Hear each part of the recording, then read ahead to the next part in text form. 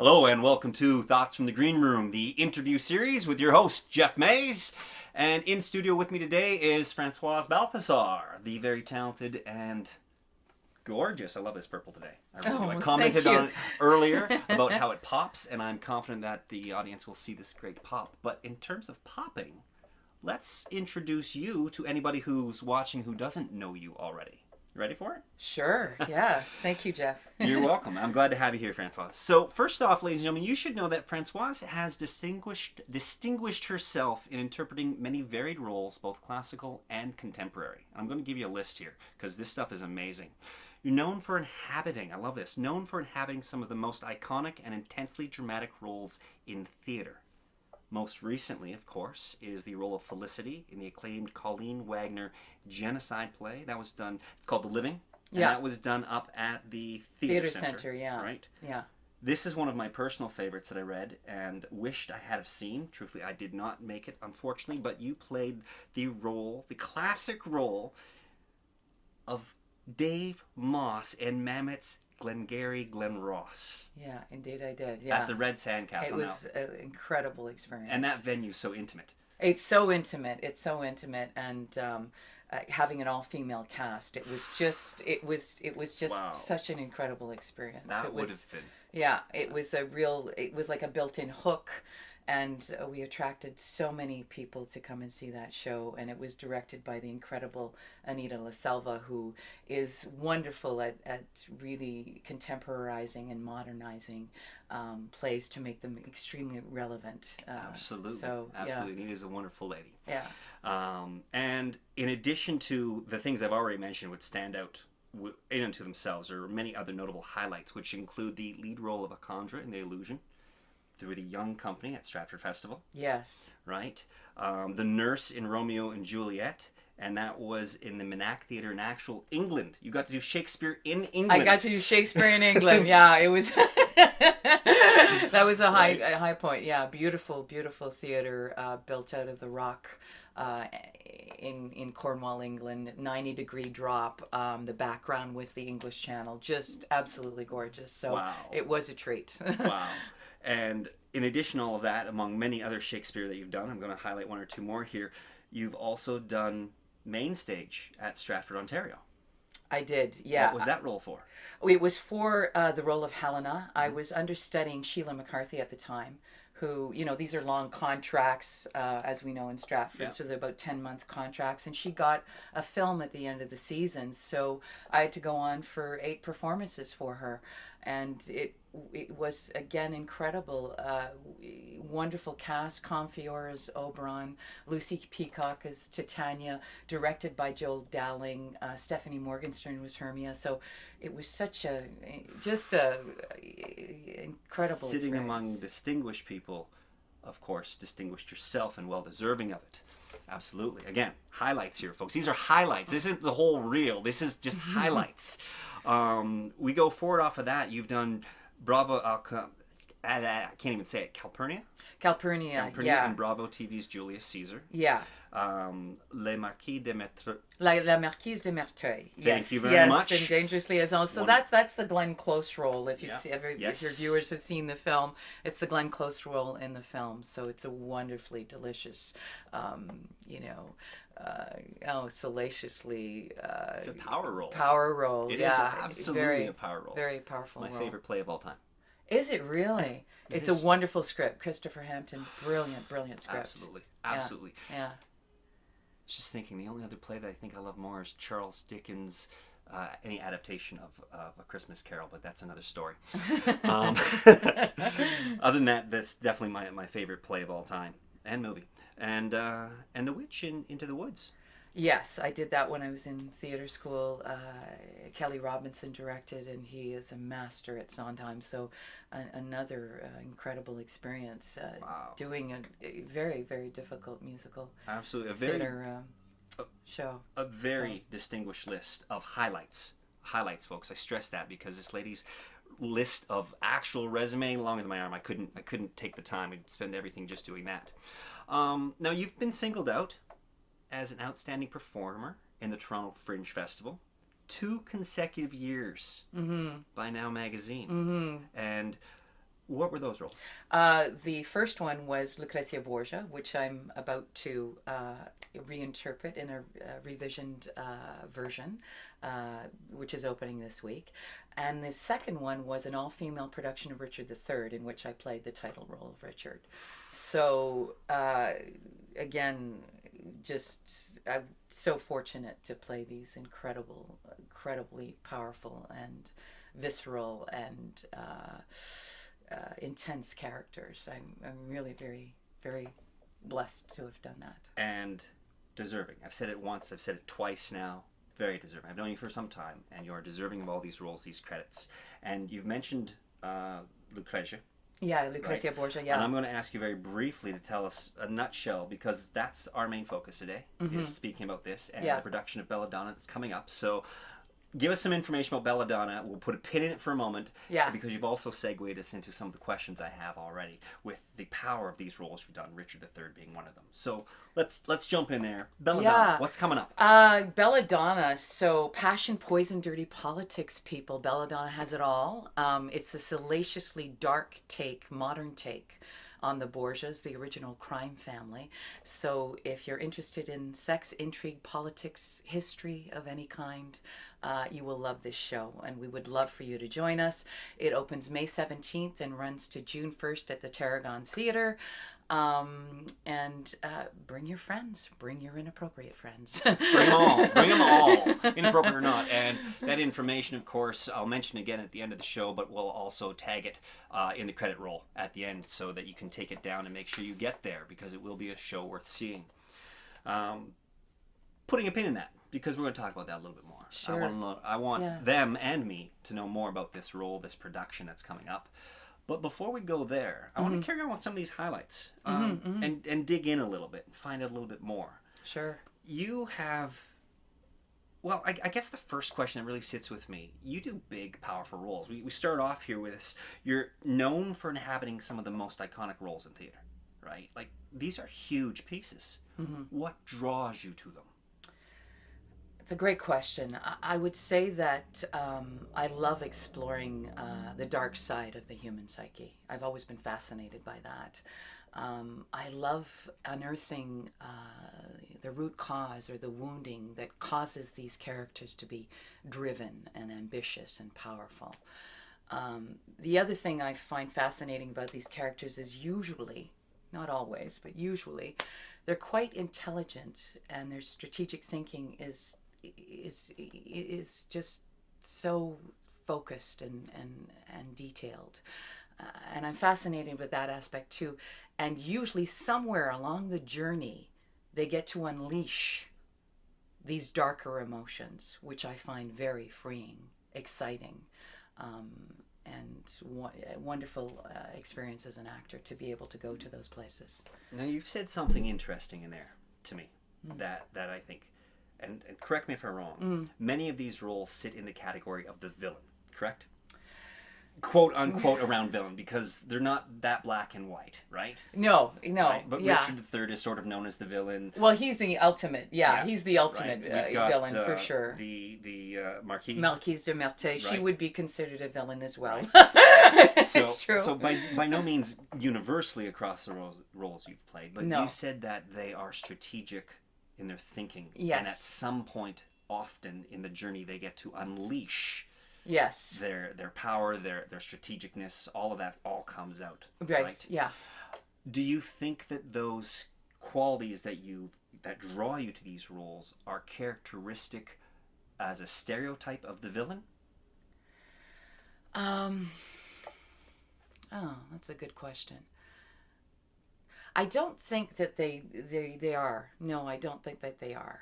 I think that that can happen with, heroic or anti-hero characters as well. All right. That these darker emotions get a chance to unleash and unveil. I don't think that it's necessarily a villain thing. No. That's interesting. I asked that question because I wasn't sure. You've made a very valid point, and I agree with you. I fully agree with you, which speaks to your prowess as an actress or actor, however you care to look at it, depending on which take you look at, but as a performer. Let's go that way. Yeah. And it speaks to your prowess in the ability to find depth in any character that you take on.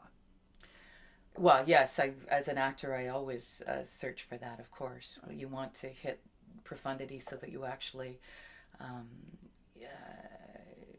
you move an audience. You move them to hopefully think and feel in a different way if you have that opportunity to really reach them. That's always my goal. Right. And it should be, I think, for all performers, although I've met some who don't think that way. Oh, I see. I see. So you're drawn to these roles because of that thinking, that dark, the unearthing and the discovery of their darker side, and bring that forward. Along with some of these great roles, yeah, you've been cross-cast, playing yes. traditional male roles, yeah. Where playing a traditionally male role. What's it like taking on a traditional male role? What's the difference for you, I guess, in being a woman and playing that male? Or tell me a little bit about it. Tell them. Yeah, tell us I've always been attracted to those roles. I have to say I find it extremely freeing to be able to play male roles because it allows me a clear channel as an actor to express my aggression, my raw side, my ambition, some of the powerful aspects of my being in a clear way where I don't have to reshape it or refine it or shape the energy to make it more palatable. If I was playing a female character with power, I would have to do that. Why? Yes, you might ask why. I was going to say, elaborate on that when you're ahead sure, of me. Go for it. Sure. Because it's often frowned upon, and it's still frowned upon, even in the 21st century now, for women to be more aggressive, more ambitious. It's still frowned upon, whereas with men, it's actually embraced. It's actually supported by society and audiences. And that's where I find it's incredibly freeing to play those male roles because I can just go for it and I don't have to worry about the shaping or the refining or the molding of something different. And often too, I find with male roles, the subject matter is so interesting that they're usually in relation to ambition, politics, the building and acquiring of kingdoms, whereas female roles, quite often, not always, are in relation to the men in their lives, and only that. Right.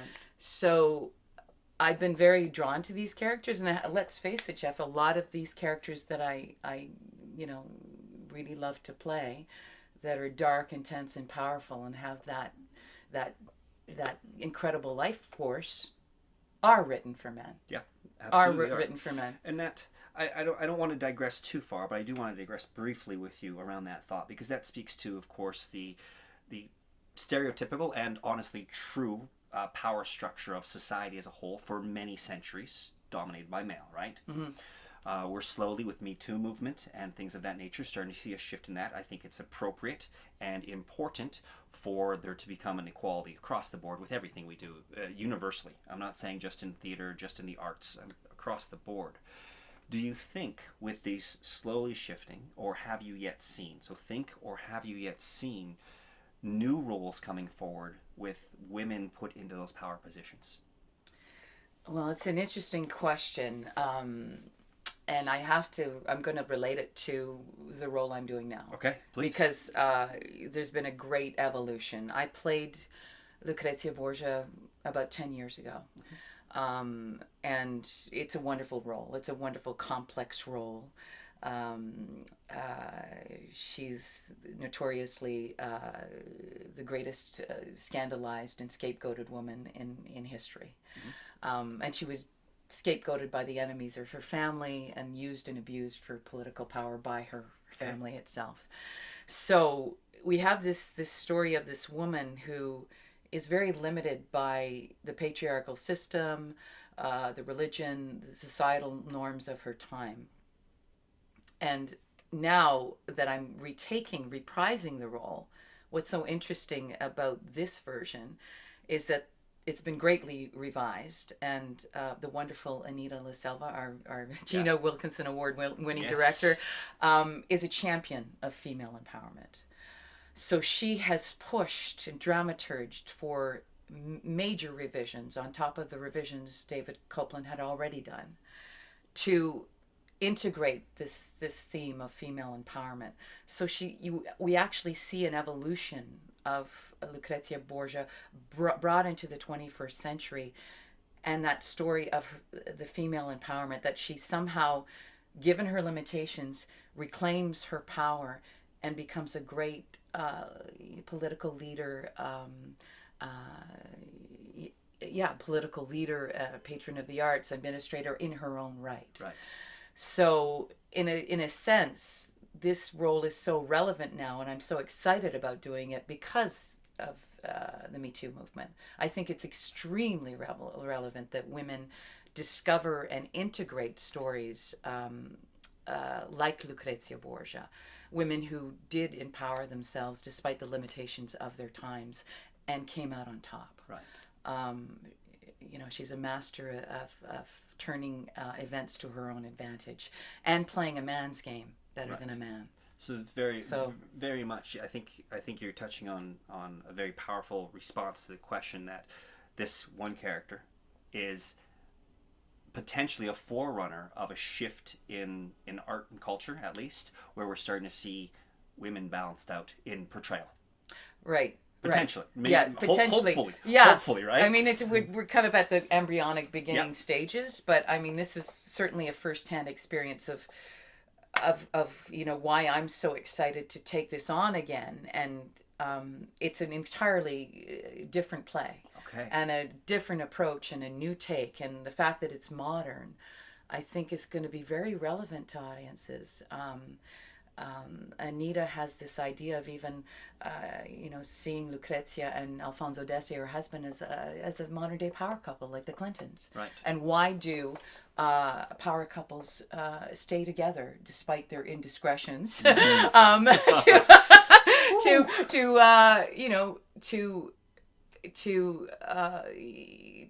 to keep what they have and to build on that power and to keep their empire going. Right. So you see that in the relationship between Lucrezia and her husband in this. And so I think it's going to be very exciting for people to see this. I'm glad to hear that's going to be exciting for people. I believe it's going to be exciting. I'm going to see it Friday night, ladies and gentlemen. I hope to see you in the audience. I'm truly looking forward to it. But you raised that interesting point of what keeps the power couple together. Because did they form because they saw power in their future?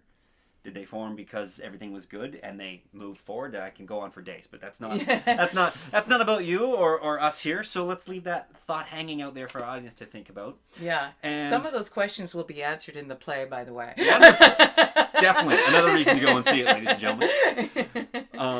But let's bring this around to Bella Donna, right? Mm-hmm. This is not the first time you've done the show. I've heard you say it. I know this already. They've heard you say it now. So talk a little bit about the first experience, and then we're going to shift our gears and we're going to talk about this experience. Sure. Because we want the audience to understand what's come, what's gone. For anybody who's already seen the original production, to warm them up to this new version. Yeah. And give us some background. So what was the first production? What drew you into it? Share. Sure. Where do you want to take it? You tell us a little bit about the first version. The first version, there's nothing bad to say about the first version. It was a completely incredible, wonderful experience. It was an award-winning play at the Toronto Fringe, done by David Copeland.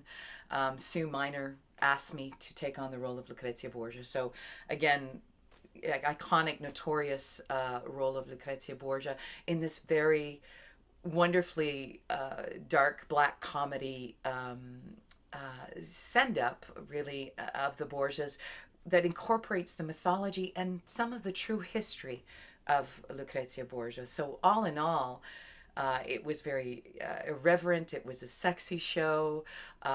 People went crazy over this show. We got rave reviews. We had sold out houses every night. We had waiting lists of people, queuing around the corner trying to get in. It was one of those two great fringe experiences where you feel like you're kind of at a rock concert. So, I mean, there was nothing bad to say really about that experience. It was wonderful. And you said Sue Minor brought you on, asked you to take on the role. Yeah. What was the consideration for the role? Was it an immediate yes when it was presented to you, or did you take the time to read the play and make a decision? Tell us a bit about that process. I read the play, and I loved the play. It's a very entertaining way to get introduced to the Borgias, the way that David Copeland has written this play.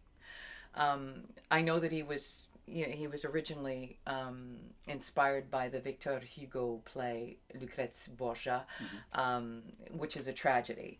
So he took some of the elements from that, but really made it his own and turned it into a very dark comedy. Yeah, which is a different. It's not easy to play black comedy. It's a very fine line. But it's wonderful too, because it also had real historical aspects of her and her journey and how she was so kind of abused and used by her family. Okay. Yeah. Okay, so we've got this dark comedy taken from a tragedy or inspired by a tragedy. Yeah. Right? Yeah. Brought to life through Sue Minor, yourself, the rest of the cast. How many years have gone by since then to today? How many roughly? It's going on 12 years now. Okay, so 12 years have gone by. Yeah. What draws you back to do the show the second time? And I'm gonna add to that, not only what draws you back, but I understand we're looking at a different version now. Yes, absolutely. My goodness, there's so many things that have happened, because this is the beginning of this journey started about 2 years ago for me. So one of the main game changers that happened in terms of making these revisions was Anita La Selva, who I courted for about a year and a half to direct this play. And I understandably, she wasn't going to say yes right away. It's a collective. She wanted to know we had the money in place, that this thing was actually going to happen. But yeah, I courted her for a year and a half, and I was over the moon when she said yes to this project, because I always believed that she was the person to take this into another level. She's a truly talented lady, and a recent recipient of that, and I can't remember the title of it. Gina Wilkinson Thank you, Award. the Gina Wilkinson Award for direction. For direction. Yeah, very deserving. So you've got talent right there. Right, Enough absolutely. said, and you spent the time getting it. You spent the time getting it. Yeah, and, excellent. And then she, like I think I mentioned this before, but she was seminal in terms of pushing for some of these revisions, of updating the play, and also, she found some of the things in David's original version slightly sexist. So we really, she really underlined this theme of female empowerment through the arc of Lucrezia Borgia's story, and also through the arc of her godchild in the play, Angela Di Galini, who also has an empowerment journey in this as well. So it's the two women aligning at the end and turning the tables on the men. Okay. So again, Anita was incredible in terms of making that happen. So we've got power behind this play, just in the history of how Anita's come on board, your courting of her. What drew you back after, you said it was about almost 2 years of getting Anita on board? Yes. So roughly 10 years would have gone by when you started considering, let's do this again. What draws you back to do a show again?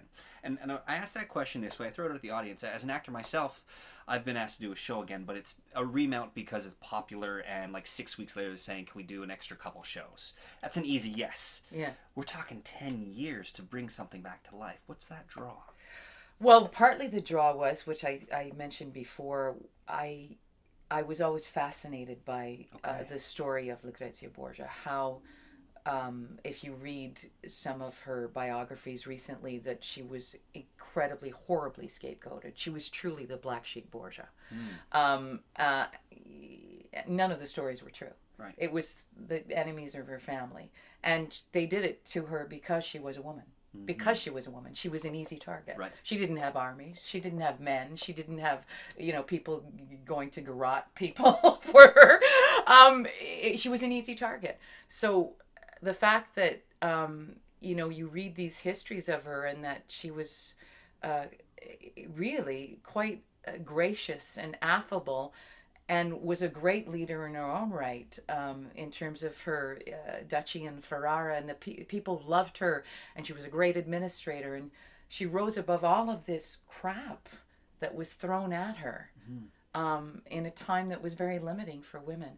So I was taken by that, and the fact that I had read David's revisions on this, and that he had really underlined this idea of her being scapegoated and put more of her history, more of her true history, of what her background was. And I was very taken with that, because I thought maybe there's a way to, really make her more sympathetic and really get an audience to see how she reclaimed her own power and how she became a great person in spite of her limitations. That's a great reason to go back, right? We're looking at approaching it, bringing something more to it. We're not just, what I was talking about was literally like, wow, cool, let's do it again, right? I don't have to think twice, right? We're talking about bringing something new to the stage. So for those of you out there who may have already seen a production of Bella Donna, you're looking forward to a new show. I'll go that far based on what you're saying. I'm going to say a new show. It's going to have some similarities, obviously. Some, but we're looking at something from a different lens. Absolutely. A different angle. Yeah. Beautiful. Yeah. Now, you said you courted Anita for about 1.5 years, almost 2 years, somewhere around there. That speaks to me about some challenges. And I know that you are a great, for lack of better terms, or maybe the appropriate term, you're on the production end of this. You're one of the pushes to get this show up again. Am I correct? Yeah, I'm titling myself co-producer. Okay. I have found a producer and assistant producer, but I'm still, I did a lot of the co-producing. I took a step back when I started rehearsals, of course, because I couldn't clone myself and do everything. Definitely not. But yeah, I'm a co-producer on Good. this. So I've used the right terminology. What are some of the challenges of bringing this show to life? Oh my gosh. How much time do we have, Geoff? I could go on for days. Oh my God. Give us some highlights. We've got a couple of minutes. Well, it reminds me of this great quote, actually, from Shakespeare in Love. I don't know if you remember this quote. It's something like, allow me to explain about the theater business. It's one of encountering insurmountable obstacles on the road to imminent disaster. Well, it's felt like that. It's felt like that for almost 2 years now. So, lots of challenges. Just the top of mind ones that come to mind are, we lost our first venue. I lost my first producer that I met with for over a year, and had to replace her. I also tried to get a charitable donation number to help us with the funding for the show, which never came through. The nature of a collective itself, to get people to commit to a collective, because it's very difficult. People are not, paid in advance of doing something. Even that in and of itself is a challenge. But the greatest challenge of all has always been, and continues to currently be, the funding for the show. We weren't eligible for public public grants. Okay. Because this show had been done a couple of times before, and so we weren't going to get those grants. We knew it. So we had to solicit from the private sector. Incredibly difficult to get sponsors and partnerships from the private sector. Okay. So anyways, I created a GoFundMe campaign at the beginning of the whole thing, just to get us up and running. The incredible and one and only Ellie Ray Hennessy offered so generously to do a fundraiser for us just a few weeks ago called Passion and Poison, which was an amazing success. But we're still currently, trying to fund aspects of the show that we don't have yet. Right. So if any of your viewers are theater lovers, and love to support the art of storytelling. I would love for you to go to our Bella Donna website, belladonnatoronto.com, and you can support us there. It's a wonderful thing to help us out. I say us because I'm speaking theater arts in general. Help us out. Head to the website and support this show specifically, but in general, show your passion for the arts. Of course, you've overcome all of these obstacles because you're about to open next Friday. Yes. Or is it this Friday? It's this Friday. It's this Friday. It's Friday, yeah. Friday the 17th, right? Yeah. So you're about to open. And that brings us to a point. We've heard about the past. We've heard about the current. Yeah. We've talked about the wonderful Francoise Balthazar, ladies and gentlemen, here on the Green Room today. So before we go, I want to ask you, since you have it better than I do around your tongue, where are they going to see the show? When? Sure. Give us that plug. It's at the Tarragon Extra Space. We preview this Thursday night. We open this Friday night, and we run till June 1st. Again, we're going to have the information for you in terms of the website. You can buy tickets there or call the Tarragon Theatre box office to purchase tickets. And all of that will be on the credit roll immediately following us as we close out our episode here of Thoughts from the Green Room, the interview series. I'm your host, Geoff Mays. In studio with me today was Francoise Balthazar. Thank you very much for joining me. It was a true pleasure, Geoff. Thank you so much. It has been. Ladies and gentlemen, we'll see you in just a few weeks.